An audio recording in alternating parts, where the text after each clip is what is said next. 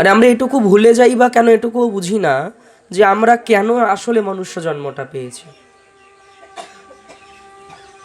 যদি নিজের মনকেই আমরা প্রশ্ন করি যে আমরা কেন মনুষ্য জন্ম পেয়েছি, নিজেকে নিজে প্রশ্ন করি না। যদি মনকে বলি, মন তুমি এই দেহটা কেন পেয়েছো, কি বলবে? সংসার করার জন্য? না না না, সংসারের জন্য নয়। বললেন সংসারের মধ্যে থেকে গৌর গোবিন্দকে পাওয়ার জন্য, ভগবানকে পাওয়ার জন্য। কিন্তু একটা বিষয় লক্ষ্য করতে হবে আমাদের, যে এই বোধ বা এই ভাবনাটা যে আমাদের গৌর গোবিন্দকে পেতে হবে, কতক্ষণে আসে, কখন আসে? বললেন সবার এটা সমান হয় না। কতজন মৃত্যুবরণ করে তবুও তার এই ভাবনাটা জাগেই না যে আমাকে কৃষ্ণ পেতে হবে। আরে কৃষ্ণ পেলাম না পেলাম এও দূরে রাখো, আমি নিতাই পেলাম না পেলাম, গৌর পেলাম না পেলাম এও দূরে রাখো। যদি তাহলে দূরে রাখবো তাহলে কি ভাবনা করবো?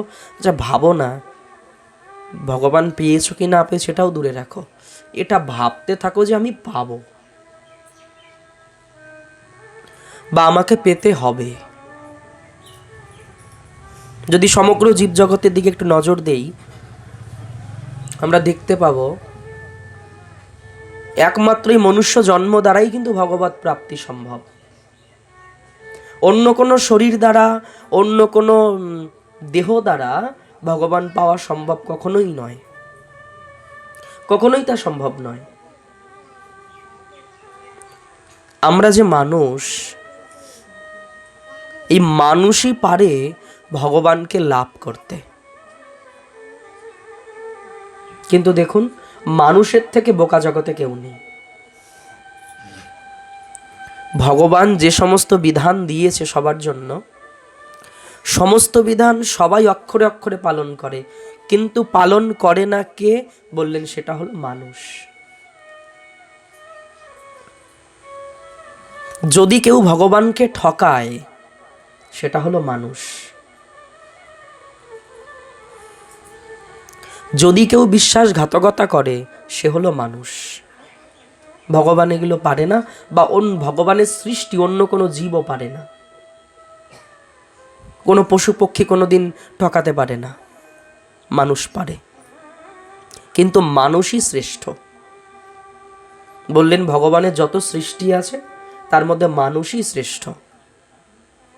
আচ্ছা যদি প্রশ্ন হয় কেন শ্রেষ্ঠ, উত্তর একটাই, এই মনুষ্য শরীর দ্বারাই কৃষ্ণ প্রাপ্তি সম্ভব, এই কারণে শ্রেষ্ঠ মানুষ। এই মনুষ্য শরীর দ্বারাই ভগবানকে পাওয়া সম্ভব, এই জন্যই শ্রেষ্ঠ। মানুষের মান আছে, হুঁশ আছে, বুদ্ধি আছে, জ্ঞান আছে, এজন্য শ্রেষ্ঠ বললেন না। বুদ্ধি তো শেয়ালেরও আছে, শেয়ালেরও বুদ্ধি আছে, বানরেরও তীক্ষ্ণ বুদ্ধি আছে, কিন্তু মানুষই শ্রেষ্ঠ। এজন্য বললেন মানুষই কেবলমাত্র পারে গৌর গোবিন্দের নাম কীর্তন করতে করতে গোবিন্দের চরণ লাভ করতে। প্রেম সে বলো। কিন্তু দেখবেন কোটি কোটি জন দাঁড় করালেও একজন খুঁজে পাওয়া যায় না। যায়? যায় না। কোটি কোটির মধ্যে একজন জ্ঞানী জ্ঞান অর্জন করে, লক্ষ লক্ষ কোটি কোটি জন থাকলে পৃথিবীতে যত সংখ্যক মানুষ আছে সবাই জ্ঞানী? বললেন না, সবাই জ্ঞানী না। এর মধ্যে দেখা গেল কয়েকজন মাত্র সঠিক জ্ঞান লাভ করতে পারে। এবার এরকম লক্ষ কোটি জ্ঞানীকে দাঁড় করিয়ে দাও, দেখবে এরকম লক্ষ কোটি জ্ঞানীর মধ্যে একজন দুজন পাবে জ্ঞানকে কাজে লাগিয়ে সে মুক্ত হতে পেরেছে। কি থেকে মুক্ত? বললেন মায়া থেকে। মায়া থেকে মুক্ত হতে পেরেছে। বলেন এই জগতে সব থেকে ভয়ানক বস্তু হলো মায়া। এর কবলে যে পড়ে আছি তার জীবনে ভগবত প্রাপ্তি হবে না। এই মায়ার কবলে যে পড়ে আছি জীবনে কৃষ্ণ দিকে মুখ যাবে না, কৃষ্ণের দিকে মন যাবে না। কৃষ্ণ ভজনের বড় একটা বাধা হলো মায়া। আচ্ছা, মায়া শুধু মানুষের উপর বললেন না, মায়া অনেক প্রকার হতে পারে। বস্তু, খাদ্য, কোনো ব্যক্তি বিশেষ, বস্তু বিশেষ মায়া। আচ্ছা, তাহলে মায়া কি খুব খারাপ জিনিস? বললেন তাও না, মায়া খুব ভালো জিনিস। তাহলে খারাপ বলছো কেন? বলছে এটা যে নিজের সুখের জন্য রেখেছো তাই। মায়াটা যে নিজের সুখের জন্য কাজে খাটাচ্ছি, যদি এই মায়াটাকে গোবিন্দের সুখের জন্য সরিয়ে রাখতাম, তুলে রাখতাম, তাহলে মায়া আমাকে কৃষ্ণ প্রেম পাইয়ে দিতে সামর্থ্য ছিল। কাম, ক্রোধ, লোভ, মোহ, মদ, মাৎসর্য, আমরা প্রত্যেকেই 6 জনকে ভয় পাই, তাই না?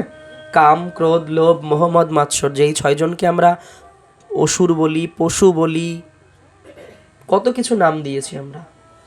6 রিপু বলি। বলেন এদেরকে ভয় পাওয়ার কিছু নেই তো? এদেরকে ভয় না পেয়ে এদেরকে গৌর গোবিন্দমুখী করে দাও। এবার প্রশ্ন আসবে, গৌর গোবিন্দমুখী কি করে করব? এরা তো বড় বড় শক্তিশালী। কাম, ক্রোধ, লোভ, মোহ, মদ, মাৎসর্য, এরা তো বড় শক্তিশালী, এদেরকে গোবিন্দচরণে নেব কেমন করে? বলছেন এদেরকে গোবিন্দচরণে নিতে গেলে না, ওই যে একজন শাসক দরকার, যে তোমার হৃদয়ের এক কোণে বসে শাসন করবে। যখনই এগুলো অন্যমুখী হবে তখনই যষ্টি হাতে ভয় দেখাবে, এদিকে নয় ওদিক।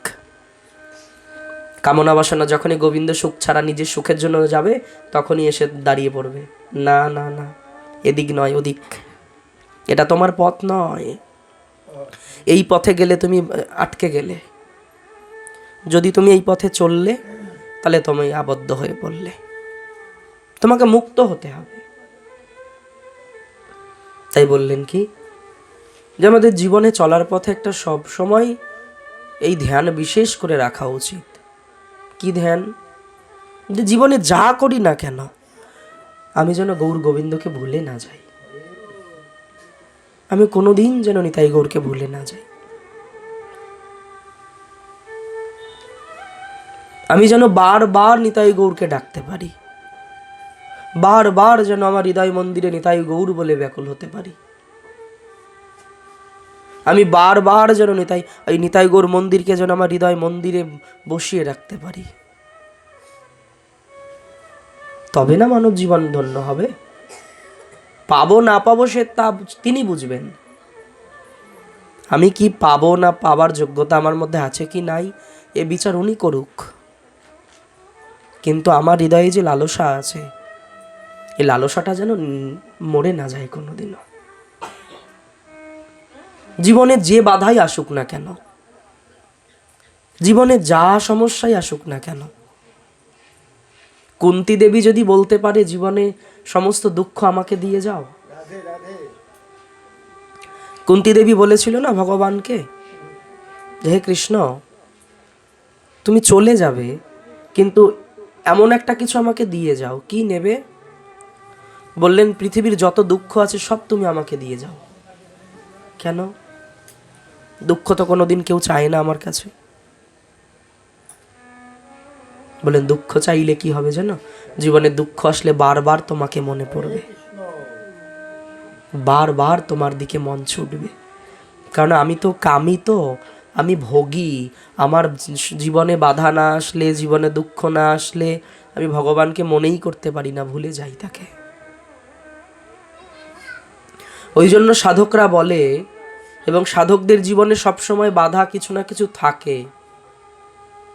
জগৎবাসী বলে কেন ঠাকুরের ভজন করছে আর তার এত সমস্যা হবে কেন, তাই না? সে ভগবানের নাম করছে, তার এত দুঃখ হবে কেন? বলে তুমি কি বুঝবে তার মর্ম? সে দুঃখ যে চেয়ে নিয়েছে নিতাই গৌরের কাছ থেকে। কেন?